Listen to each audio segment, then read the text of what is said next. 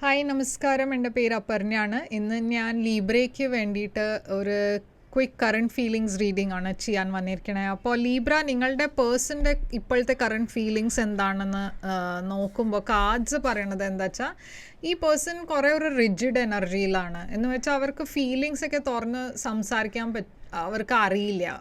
Feelings ഇല്ലാത്തതുകൊണ്ടല്ല, പക്ഷെ അവർക്ക് എങ്ങനെ അത് എക്സ്പ്രസ് ചെയ്യേണ്ടതെന്ന് അറിയില്ല. അപ്പോൾ കുറേ ഒരു സിമ്പിൾ സ്ട്രേറ്റ് ഫോർവേഡ് പേഴ്സൺ ആണ് ഇവർ.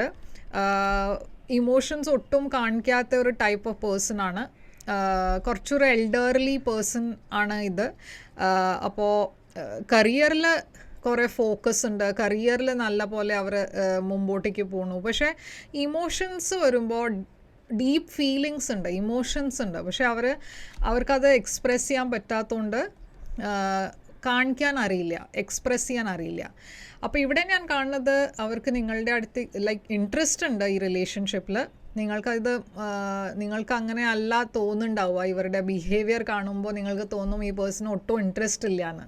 പക്ഷെ അവർക്ക് ആക്ച്വലി നിങ്ങൾ കുറേ ഇഷ്ടമാണ്. ഒരു സ്റ്റേബിൾ ഓഫർ അവർക്ക് ഇവിടെ തരണം എന്നുണ്ടൊരു എന്താ പറയുക, ഒരു ലോങ് ടേം റിലേഷൻഷിപ്പ് ഓഫറായിട്ടാണ് ഞാൻ കാണുന്നത്. ഇവിടെ കുറേ ലവിൻ്റെ എനർജി ഉണ്ട്. അപ്പോൾ ഞാൻ പറഞ്ഞ മാതിരി ലവ് ഇമോഷൻസൊക്കെ അവർക്ക് കുറച്ച് സമയമെടുക്കും തുറന്ന് കാര്യങ്ങൾ സംസാരിക്കാൻ. അത് ചിലപ്പോൾ നിങ്ങളത് ഈ പേഴ്സണെ മിസ്അണ്ടർസ്റ്റാൻഡ് ചെയ്യും.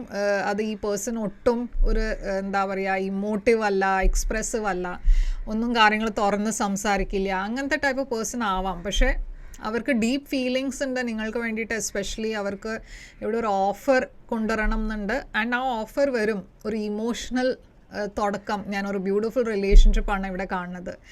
അപ്പോൾ ഈ പേഴ്സൺ ഒരു ഏരീസ് എനർജി ആവാം, അതല്ല വെച്ചാൽ ഒരു പൈസീസ്, ക്യാൻസർ, സ്കോർപ്പിയോ പേഴ്സൺ ആവാം.